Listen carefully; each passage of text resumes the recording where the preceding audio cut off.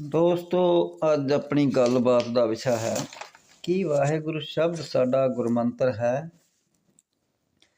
ਸਤਿਕਾਰਯੋਗ ਵੀਰੋ, ਅਸੀਂ ਸਾਰੇ ਹੀ ਭੈਣ ਭਰਾ ਉੱਠਦੇ ਬੈਠਦੇ ਸੌਂਦੇ ਜਾਗਦੇ ਹਰ ਵਕਤ ਵਾਹਿਗੁਰੂ ਸ਼ਬਦ ਦਾ ਸਿਮਰਨ ਕਰਦੇ ਰਹਿੰਦੇ ਹਾਂ। ਡੇਰੇ ਜਾਂ ਗੁਰਦੁਆਰੇ ਵਿੱਚ ਲੰਗਰ ਵਰਤ ਰਿਹਾ ਹੋਵੇ, ਉਸ ਵਕਤ ਵੀ ਸੰਗਤ ਨੂੰ ਵਾਹਿਗੁਰੂ ਸ਼ਬਦ ਦਾ ਉਚਾਰਨ ਕਰਨ ਵਾਸਤੇ ਕਿਹਾ ਜਾਂਦਾ ਹੈ। ਜਦ ਕਿਸੇ ਥਾਂ 'ਤੇ ਕੀਰਤਨ ਸ਼ੁਰੂ ਹੋਣਾ ਹੁੰਦਾ ਹੈ ਤਾਂ ਕਥਾਵਾਚਕ ਵੀ ਸਭ ਤੋਂ ਪਹਿਲਾਂ 15-20 ਮਿੰਟ ਸੰਗਤ ਨੂੰ ਸਿਰਫ ਵਾਹਿਗੁਰੂ ਸ਼ਬਦ ਨੂੰ ਜਪਣ ਵਾਸਤੇ ਕਹਿੰਦੇ ਹਨ। ਬਹੁਤ ਸਾਰੇ ਪ੍ਰਚਾਰਕ ਜਾਂ ਬਾਬੇ ਤਾਂ ਅੱਖਾਂ ਮੀਚ ਕੇ ਤੇ ਸਮਾਧੀ ਲਾ ਕੇ ਸੰਗਤਾਂ ਨੂੰ 1-1 ਘੰਟਾ ਲਗਾਤਾਰ ਵਾਹਿਗੁਰੂ ਸ਼ਬਦ ਦਾ ਜਾਪ ਕਰਵਾਉਂਦੇ ਹਨ। ਮੁੱਕਦੀ ਗੱਲ ਇਹ ਹੈ ਕਿ ਅੱਜ ਦੇ ਸਮੇਂ ਵਿੱਚ ਸਿੱਖ ਭਾਈਚਾਰੇ ਵਿੱਚ ਵਾਹਿਗੁਰੂ ਸ਼ਬਦ ਨੂੰ ਬਹੁਤ ਉੱਚਾ ਸਥਾਨ ਪ੍ਰਾਪਤ ਹੈ। ਹੁਣ ਸੋਚਣ ਵਾਲੀ ਗੱਲ ਇਹ ਹੈ ਕਿ ਸਾਡੇ ਸਿੱਖਾਂ ਵਾਸਤੇ ਅੱਜ ਦੇ ਸਮੇਂ ਵਿੱਚ ਜੇਕਰ ਸਭ ਤੋਂ ਮਹਾਨ ਕੋਈ ਗ੍ਰੰਥ ਹੈ ਤਾਂ ਉਹ ਹੈ ਸਾਡੇ ਸ੍ਰੀ ਗੁਰੂ ਗ੍ਰੰਥ ਸਾਹਿਬ ਜੀ, ਜਿਸ ਨੂੰ ਅਸੀਂ ਆਪਣੇ 10 ਗੁਰੂ ਸਾਹਿਬਾਨਾਂ ਦੀ ਜੋਤ ਮੰਨਦੇ ਹਾਂ। ਸ੍ਰੀ ਗੁਰੂ ਗ੍ਰੰਥ ਸਾਹਿਬ ਜੀ ਸਾਡੇ ਵਾਸਤੇ ਪਹਿਲੇ ਨੰਬਰ 'ਤੇ ਹਨ ਅਤੇ ਬਾਕੀ ਜੇਕਰ ਕੋਈ ਹੋਰ ਗ੍ਰੰਥ ਹੈ ਉਹ ਸਾਡੇ ਵਾਸਤੇ ਦੂਸਰੇ ਨੰਬਰ 'ਤੇ ਆਵੇਗਾ, ਕਿਉਂਕਿ ਸ੍ਰੀ ਗੁਰੂ ਗ੍ਰੰਥ ਸਾਹਿਬ ਜੀ ਦੇ ਬਰਾਬਰ ਜਾਂ ਇਸ ਤੋਂ ਉੱਚਾ ਕੋਈ ਹੋਰ ਗ੍ਰੰਥ ਹੋ ਹੀ ਨਹੀਂ ਸਕਦਾ। ਜੇਕਰ ਪੂਰੇ ਸਿੱਖ ਭਾਈਚਾਰੇ ਨੂੰ ਵੀ ਇਹੀ ਸਵਾਲ ਪੁੱਛਿਆ ਜਾਵੇ ਤਾਂ ਉਹ ਵੀ 101% ਸਾਰੇ ਸਿੱਖ ਇਹੋ ਹੀ ਕਹਿਣਗੇ ਕਿ ਸ੍ਰੀ ਗੁਰੂ ਗ੍ਰੰਥ ਸਾਹਿਬ ਜੀ ਦੇ ਤੁੱਲ ਕੋਈ ਹੋਰ ਗ੍ਰੰਥ ਨਹੀਂ ਹੋ ਸਕਦਾ।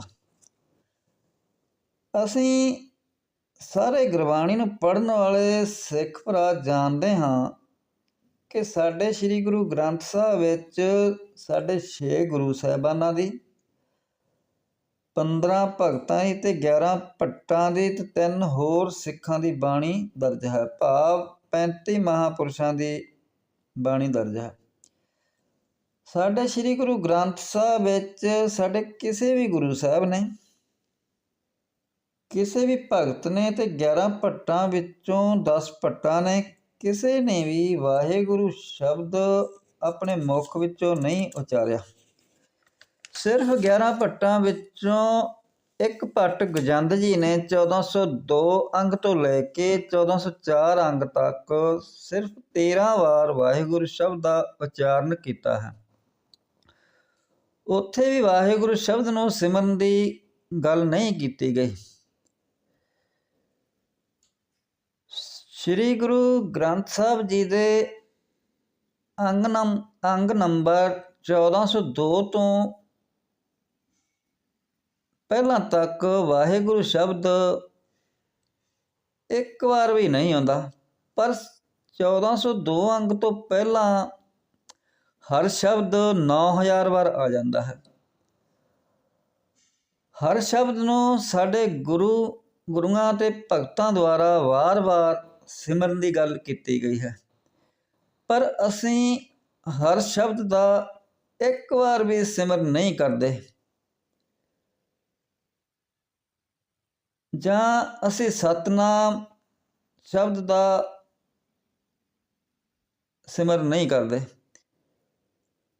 ਕਈ ਮੇਰੇ ਸਿੱਖ ਭਰਾ ਕਹਿਣਗੇ ਕਿ ਜੀ ਇਹ ਸ਼ਬਦ ਭੱਟਾਂ ਦੀ ਬਾਣੀ ਵਿੱਚ ਆਇਆ ਹੈ। ਮੈਂ ਦੱਸ ਦੇਵਾਂ ਕਿ ਭੱਟ ਬ੍ਰਾਹਮਣਾਂ ਵਿੱਚੋਂ ਆਏ ਸਨ ਅਤੇ ਜਦ ਉਹ ਨਵੇਂ ਪਹਿਲੀ ਵਾਰ ਸਾਡੇ 5ਵੇਂ ਪਾਤਸ਼ਾਹ ਜੀ ਕੋਲ ਆਏ ਤਾਂ ਉਹ ਸਾਡੇ ਗੁਰੂਆਂ ਦਾ ਗਿਆਨ ਲੈ ਕੇ ਵਾਹ ਕਰਨ ਲੱਗੇ ਅਤੇ ਕਹਿਣ ਲੱਗੇ ਕਿ ਸਾਨੂੰ ਤੁਹਾਡੇ ਵਰਗਾ ਗਿਆਨ ਕਿਤੋਂ ਵੀ ਨਹੀਂ ਮਿਲਿਆ, ਪਰ ਅਸੀਂ 35 ਮਹਾਂਪੁਰਸ਼ਾਂ ਵਿੱਚੋਂ ਇੱਕ ਮਹਾਂਪੁਰਸ਼ ਦੀ ਗੱਲ ਨੂੰ ਮੁੱਖ ਮੰਨ ਲਿਆ ਅਤੇ ਬਾਕੀ 34 ਮਹਾਂਪੁਰਸ਼ਾਂ ਦੀ ਗੱਲ ਨੂੰ ਇੱਕ ਪਾਸੇ ਕਰ ਦਿੱਤਾ। ਜੇਕਰ ਵਾਹਿਗੁਰੂ ਸ਼ਬਦ ਇੰਨਾ ਮਹੱਤਵਪੂਰਨ ਹੁੰਦਾ ਤਾਂ ਸਾਡੇ ਗੁਰੂ ਸਾਹਿਬਾਨਾਂ ਨੇ ਜ਼ਰੂਰ ਆਪਣੀ ਬਾਣੀ ਵਿੱਚ ਇਹ ਸ਼ਬਦ ਲਿਖ ਜਾਣਾ ਸੀ। ਇੱਥੋਂ ਤੱਕ ਕਿ ਪੰਜਵੇਂ ਪਾਤਸ਼ਾਹ ਜੀ ਵੇਲੇ ਇਹ ਸ਼ਬਦ ਭੱਟ ਗਜੰਦ ਜੀ ਦੁਆਰਾ ਸਾਡੀ ਬਾਣੀ ਵਿੱਚ ਆ ਗਿਆ ਸੀ, ਪਰ ਸਾਡੇ ਨਵੇਂ ਪਾਤਸ਼ਾਹ ਜੀ ਸ੍ਰੀ ਗੁਰੂ ਤੇਗ ਬਹਾਦਰ ਜੀ ਨੇ ਵੀ ਇਸ ਸ਼ਬਦ ਨੂੰ ਆਪਣੀ ਬਾਣੀ ਵਿੱਚ ਨਹੀਂ ਲਿਖਿਆ। ਫਿਰ ਕਈ ਸਿੱਖ ਭਰਾ ਕਹਿਣਗੇ ਕਿ ਭਾਈ ਗੁਰਦਾਸ ਜੀ ਨੇ ਆਪਣੀ ਵਾਰ ਵਿੱਚ ਵਾਹਿਗੁਰੂ ਸ਼ਬਦ ਨੂੰ ਸਾਡਾ ਗੁਰਮੰਤਰ ਦੱਸਿਆ ਹੈ। ਮੇਰਾ ਇਸ ਬਾਰੇ ਕਹਿਣਾ ਹੈ ਕਿ ਸਾਡੇ ਵਾਸਤੇ ਸਾਡੇ ਗੁਰੂ ਅਤੇ ਸਾਡੇ ਭਗਤ ਅਥਾਰਟੀ ਹਨ। ਭਾਈ ਗੁਰਦਾਸ ਜੀ ਨੇ ਸਾਡੇ ਸ੍ਰੀ ਗੁਰੂ ਗ੍ਰੰਥ ਸਾਹਿਬ ਜੀ ਨੂੰ ਸਿਰਫ ਲਿਖਿਆ ਹੈ, ਜੋ ਕਿ ਸਾਡੇ ਪੰਜਵੇਂ ਪਾਤਸ਼ਾਹ ਜੀ ਦੀ ਰਿਸ਼ਤੇਦਾਰੀ ਵਿੱਚੋਂ ਮਾਮਾ ਜੀ ਲੱਗਦੇ ਸਨ। ਉਹਨਾਂ ਨੇ ਪੰਜਵੇਂ ਪਾਤਸ਼ਾਹ ਜੀ ਦੇ ਦਿਸ਼ਾ ਨਿਰਦੇਸ਼ਾਂ ਅਨੁਸਾਰ ਸਿਰਫ ਲਿਖਣ ਦਾ ਕੰਮ ਕੀਤਾ ਹੈ। ਜਦ ਸਾਡੇ ਗੁਰੂ ਸਾਹਿਬਾਨਾਂ ਨੇ ਇਸ ਸ਼ਬਦ ਨੂੰ ਲਿਖਣਾ ਜ਼ਰੂਰੀ ਨਹੀਂ ਸਮਝਿਆ ਤਾਂ ਭਾਈ ਗੁਰਦਾਸ ਜੀ ਨੇ ਕਿਸ ਦੀ ਆਗਿਆ ਲੈ ਕੇ ਵਾਹਿਗੁਰੂ ਸ਼ਬਦ ਨੂੰ ਸਾਡਾ ਗੁਰਮੰਤਰ ਬਣਾ ਦਿੱਤਾ। ਫਿਰ ਕੁਝ ਸਾਡੇ ਸਿੱਖ ਭਰਾ ਦਲੀਲਾਂ ਦੇ ਰਹੇ ਹਨ ਕਿ ਇਹ ਸ਼ਬਦ ਬਾਬਾ ਨਾਨਕ ਜੀ ਨੇ 36 ਯੁੱਗ ਭਗਤੀ ਕਰਕੇ ਪ੍ਰਾਪਤ ਕੀਤਾ ਹੈ। ਉਹਨਾਂ ਦਾ ਕਹਿਣਾ ਹੈ ਕਿ ਵਾਹਿਗੁਰੂ ਦੇ ਚਾਰੇ ਅੱਖਰ ਚਾਰੇ ਯੁੱਗਾਂ ਤੋਂ ਲਏ ਗਏ ਹਨ।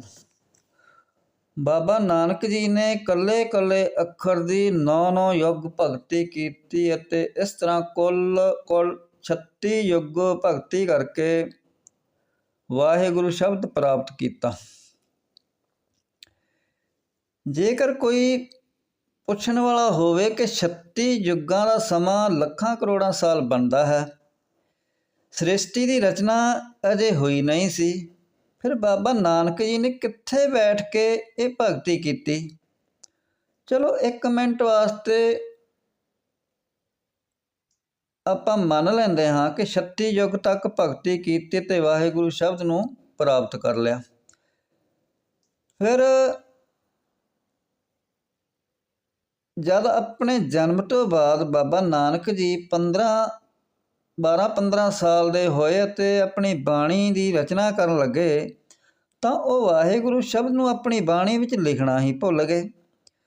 36 ਯੁੱਗਾਂ ਦੀ ਮਿਹਨਤ ਤੋਂ ਬਾਅਦ ਕੋਈ ਵਿਅਕਤੀ ਕਿਵੇਂ ਕੋਈ ਭੁੱਲ ਸਕਦਾ ਹੈ ਜਿਹੜਾ ਸ਼ਬਦ ਇੰਨੀ ਮਿਹਨਤ ਕਰਕੇ ਪ੍ਰਾਪਤ ਕੀਤਾ ਹੋਵੇ। ਉਸ ਤੋਂ ਬਾਅਦ ਸਾਡੇ ਕਿਸੇ ਵੀ ਗੁਰੂ ਸਾਹਿਬ ਨੇ ਇਹ ਸ਼ਬਦ ਲਿਖਣਾ ਜ਼ਰੂਰੀ ਨਹੀਂ ਸਮਝਿਆ। ਇੱਕ ਥੋੜ੍ਹਾ ਜਿਹਾ ਦਿਮਾਗ ਰੱਖਣ ਵਾਲਾ ਆਦਮੀ ਵੀ ਇਸ ਤਰ੍ਹਾਂ ਦੀ ਕਹਾਣੀ ਨੂੰ ਹਜ਼ਮ ਨਹੀਂ ਕਰ ਸਕਦਾ। ਜੇਕਰ ਵਾਹਿਗੁਰੂ ਸ਼ਬਦ ਇੰਨਾ ਮਹੱਤਵਪੂਰਨ ਸੀ ਤਾਂ ਸਾਡੇ ਗੁਰੂਆਂ ਨੂੰ 239 ਸਾਲ ਇੰਨੀ ਮਿਹਨਤ ਕਰਕੇ ਐਡਾ ਵੱਡਾ 1430 ਅੰਗਾਂ ਦਾ ਗ੍ਰੰਥ ਸਾਹਿਬ ਲਿਖਣ ਦੀ ਕੀ ਲੋੜ ਸੀ? ਉਹ ਸਿਰਫ ਵਾਹਿਗੁਰੂ ਸ਼ਬਦ ਹੀ ਲਿਖ ਜਾਂਦੇ ਅਤੇ ਸਿੱਖਾਂ ਨੂੰ ਕਹਿ ਜਾਂਦੇ ਕਿ ਇਸ ਸ਼ਬਦ ਦਾ ਜਿਹੜਾ ਵੀ ਸਿੱਖ ਸਿਮਰਨ ਕਰੇਗਾ ਉਸ ਨੂੰ ਸਭ ਕੁਝ ਪ੍ਰਾਪਤ ਹੋ ਜਾਵੇਗਾ। ਇਸ ਸ੍ਰੀ ਗੁਰੂ ਗ੍ਰੰਥ ਸਾਹਿਬ ਜੀ ਦੀ ਰਚਨਾ ਕਰਨ ਕਰਕੇ ਹੀ ਉਹਨਾਂ ਨੂੰ ਇੰਨੇ ਮੁਗਲਾਂ ਦੇ ਤਸੀਹੇ ਝੱਲਣੇ ਪਏ। ਦੋਸਤੋ, ਮੁੱਕਦੀ ਗੱਲ ਇਹ ਹੈ ਕਿ ਇਹ ਸਾਰਾ ਕੁਝ ਸਾਨੂੰ ਗੁਰਬਾਣੀ ਤੋਂ ਦੂਰ ਕਰਨ ਵਾਸਤੇ ਕੀਤਾ ਗਿਆ ਹੈ। ਜੇਕਰ ਅਸੀਂ ਗੁਰਬਾਣੀ ਨੂੰ ਅਰਥਾਂ ਸਮੇਤ ਸਮਝ ਕੇ ਆਪਣੀ ਜ਼ਿੰਦਗੀ ਵਿੱਚ ਢਾਲਾਂਗੇ ਤਾਂ ਸਾਨੂੰ ਸਭ ਕੁਝ ਸਮਝ ਆ ਜਾਵੇਗੀ ਕਿ ਸੱਚ ਕੀ ਹੈ ਅਤੇ ਝੂਠ ਕੀ ਹੈ।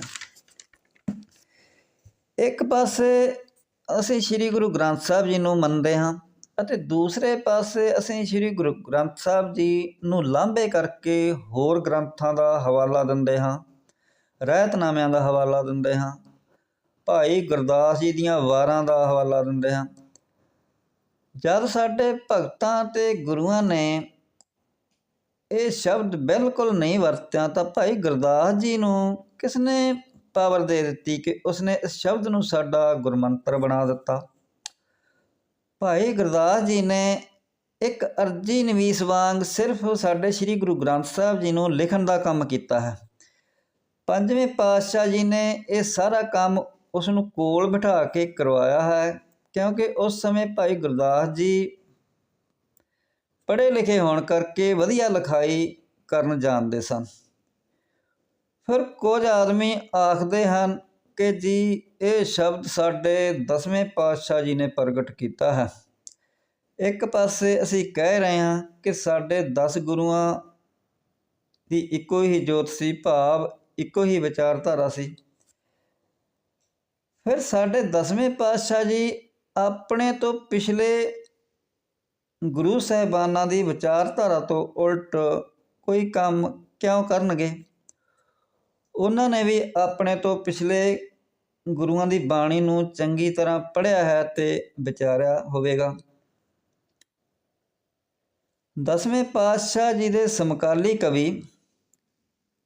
ਕਵੀ ਸੈਨਾਪਤੀ ਦੁਆਰਾ ਲਿਖੇ ਗਏ ਗ੍ਰੰਥ ਜੋ 1711 ਈਸਵੀ ਵਿੱਚ ਲਿਖਿਆ ਗਿਆ ਹੈ, ਗੁਰੂ ਸਾਹਿਬ ਜੀ ਦੇ ਜੋਤੀ ਜੋਤ ਸਮਾਉਣ ਤੋਂ ਸਿਰਫ 3 ਸਾਲ ਬਾਅਦ ਗੁਰੂ ਸ਼ੋਭਾ ਗ੍ਰੰਥ ਵਿੱਚ ਵੀ ਵਾਹਿਗੁਰੂ ਨਾਂ ਦਾ ਕੋਈ ਵੀ ਸ਼ਬਦ ਨਹੀਂ ਮਿਲਦਾ।